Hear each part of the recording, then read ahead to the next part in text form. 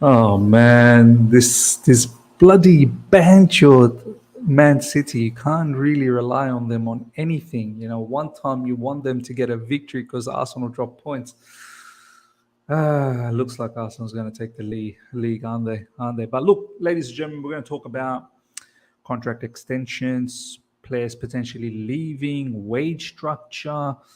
It's quite interesting at Chelsea Football Club what's going on. All right. Here we go, back again on the other side of the coin.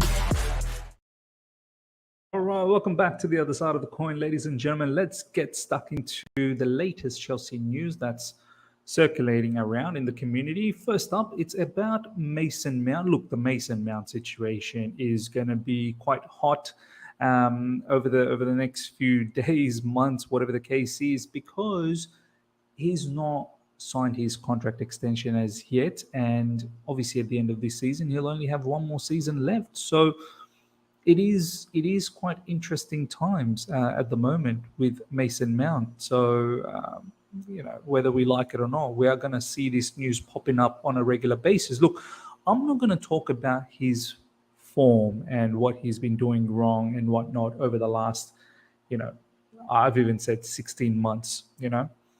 I'm going to talk about specifically in regards to why there seems to be, in my personal opinion, a hold-up on his contract situation. First of all, let's have a look at the news. Mason Mount's Chelsea future is in doubt, with two parties a long way apart on a new contract. Talks with Mount were halted after he rejected an offer, feeling it left him below what other senior players and new signings are earning at Stamford Bridge. This is from Mail Sport. Now, look, let me be absolutely honest. From Mason Mount's standpoint, I understand why he's seeking more pay.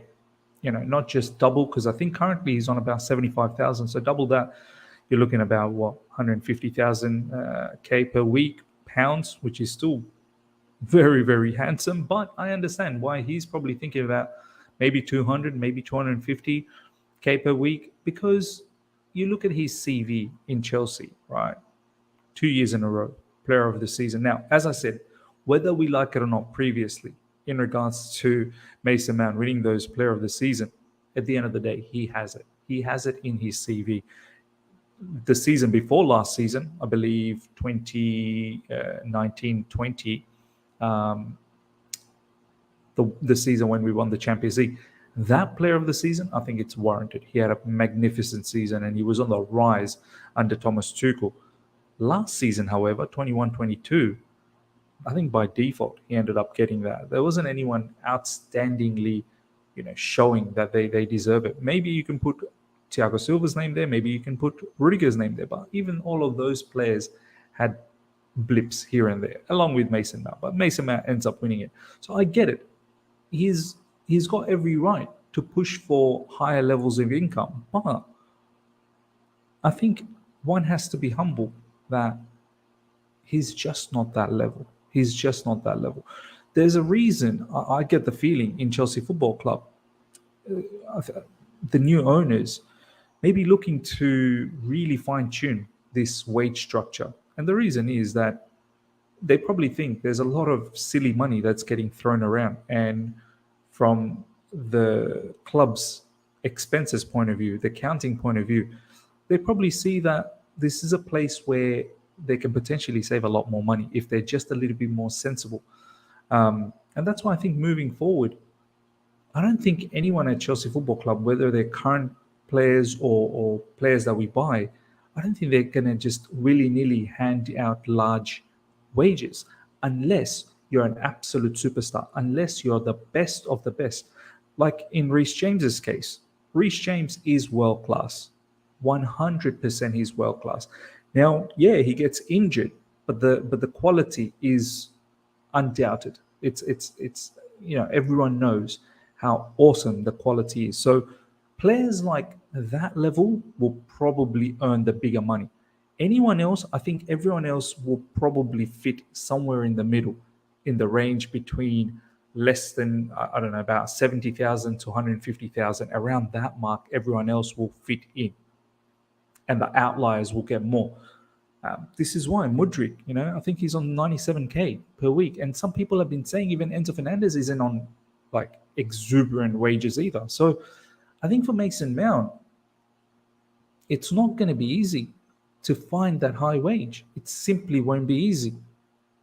He's not going to get the level of money that he probably thinks he deserves. I don't think he deserves that. I think he's somewhere around 180k max. Maybe about 170 to 180k, somewhere there. Because once you start throwing 200 plus on a player like Mason Mount,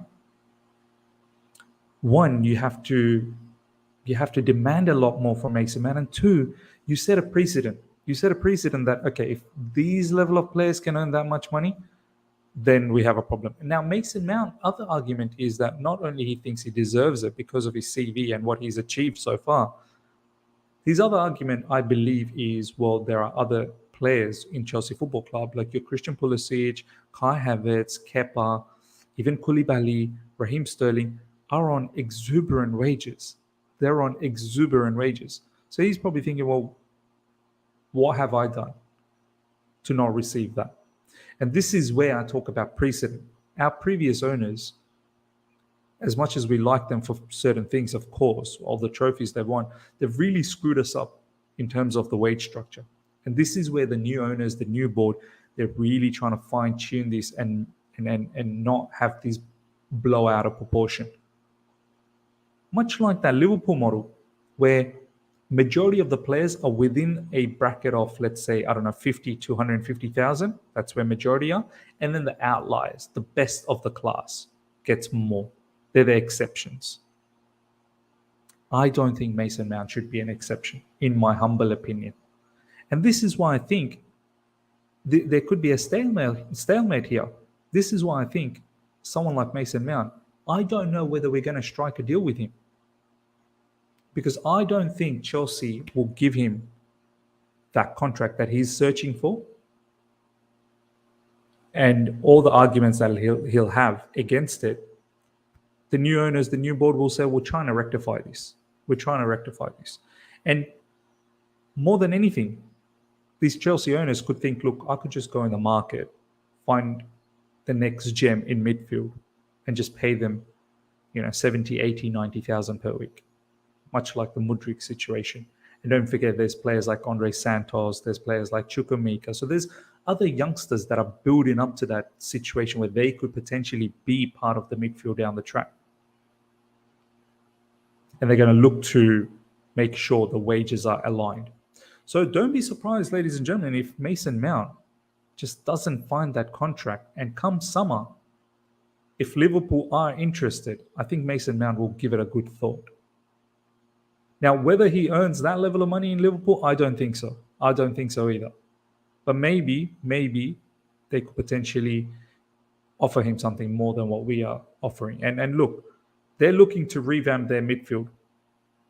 And Mason Mount, with his skill set in terms of him being, energetic, running a lot, that's exactly the kind of attributes that they're looking for in Liverpool, because they rely on the front three to do all the damage. So, ladies and gentlemen, I think with Mason Mount, don't be surprised if he potentially is one of the players that leaves in the summer. I just have the feeling that I don't know whether we're going to find that middle ground with him. So let me know your thoughts in regards to Mason Mount, and do you think the owners are doing the right thing in terms of the wage structure and where it should be down the track?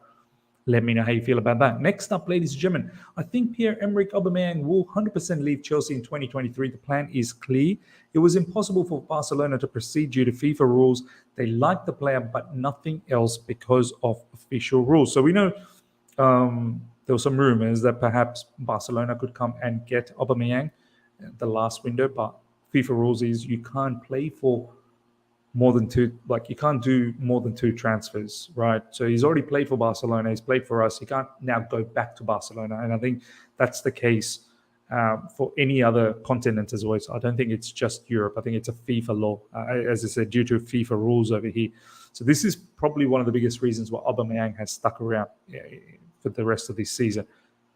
But this is one player, 100%. 100% will be one of the first few outs come the summer window. He's already been abolished from Champions League. Sometimes he doesn't even participate in any of in the Premier League matches. You best believe this guy will move on, and I think for the best for him as well, and for the best for Chelsea too. I mean, Graham Potter doesn't fancy him. Once again, we can argue why not. You know, you're looking for a striker. Kai Havertz is not that guy. You know, potentially you could see what Aubameyang can provide us up front with the quality that we now have in and around him. João Felix, Mudryk, Madueke, Enzo Fernandez. Maybe there is a shout for Aubameyang to come back, but we'll see. We'll see if Graham Potter changes his stance on Aubameyang over the next few matches, whether he does feature or not. One thing you know for sure, Aubameyang's not going to be there for the Champions League. So look, and there's been some recent reports from Matt Law saying that Aubameyang feels he's getting forced out of Chelsea Football Club. And let's be honest, he was a Thomas Tuchel signing, and as soon as Thomas Tuchel got sacked, I think it was written in the walls for Aubameyang that he has to move on, and I'm okay with it. I'm okay. If there is no plan for a particular player, let's move them on. Similarly with Ziyech, similarly with Pulisic, and everyone else. If there is no plan for certain players, let's move them on. I've already told you about previously on the Mason Mount situation. Anyone with high wages at Chelsea Football Club must be on red alert. And I think Aubameyang is on decent wages as well. So, these players on hefty wages will need to showcase why they should stick around at Chelsea Football Club. They need to justify their wages, 100%. Next up, ladies and gentlemen, an interesting name who I'm told will almost definitely be leaving is Kalidou Koulibaly, who only arrived last summer, and he probably won't be the only one of Todd Boehly era who goes early doors. Look, with Kalidou Koulibaly, there's quite a few issues. One, his form hasn't been great. Two, Buddy Shield has absolutely rocked the place as soon as he's come through. Buddy Shield and Thiago Silva look like a solid partnership. Koulibaly, on the other hand, has looked very shaky all throughout these seasons and also making really, really silly mistakes as well. All of these things don't bode well with Kalidou Koulibaly. And on top of that, he's another one of those players that are on high wages. So I won't be surprised if this happens. On top of that, everything that we've just mentioned, the rise of Levi Colwill. So you've got Buddy Shield, who's doing really well. And he's young. So, he's one for the future. You've got Levi Colwill, who's killing it in Brighton. Currently injured, but once he comes back, I'm sure he'll slot right back in. And he'll, most likely come back to Chelsea Football Club at the end of this season. Kalidou Koulibaly, poor form, and he's on high wages.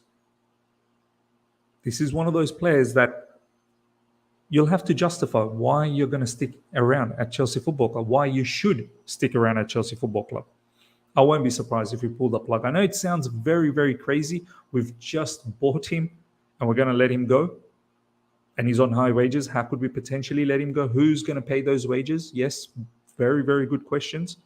But maybe it's going to be a loan. Maybe it's going to be similar to that Lukaku situation where, we compromise with another team. Maybe it's someone from Serie A. And I know a lot of the Serie A teams don't have the money. But this is where we're going to have to potentially pay some of his wages and negotiate. But it's not looking good for Kalidou Koulibaly with all those different aspects that I've mentioned. So, and once again, look, I had high expectation on Kalidou Koulibaly that he was going to be the leader. Once Thiago Silva leaves, then I thought maybe he was going to be the one who steps up. But it looks like Thiago Silva is going to stick around for another season at least. Who knows if he has a desire to go further from there on, which potentially means, time for Kalidou Koulibaly is probably running out. And it's crazy. We've just got him. But it absolutely makes sense with all the different aspects that we've mentioned. Ladies and gentlemen, let me know what how you feel about everything that we've talked about in regards to Mason Mount's contract, in regards to the wage structure, in regards to Aubameyang, Kalidou Koulibaly. Comment below, and if you've enjoyed this, smash the like button. If you're here for the first time, subscribe and hit the bell notification to stay in touch with all my content. I shall see you guys for a live stream tomorrow, 9:30 a.m. UK, to talk about all the latest that's happened overnight in regards to Chelsea news. Till then, everyone, take care. See you.